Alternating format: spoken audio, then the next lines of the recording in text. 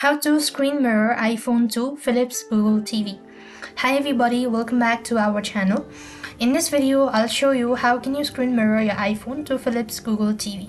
For that, you'll need to make sure to connect both devices to the same Wi-Fi network and then use a method like AirPlay, Google Cast or third-party app. Using a Google Cast, if supported by the Philips TV, you could do it so. First thing, enter your iPhone. First of all, on your iPhone, open the Google TV app and select TV from the list. After which, you could select the video or content that you want to cast from your iPhone.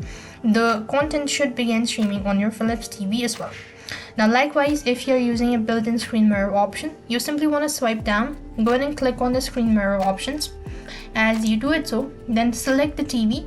But here what you have to do is make sure that you've already enabled or opened up the TV. When you look for a nearby streaming device, you could go ahead and select that. And here you'll be asked to type in your AirPlay code.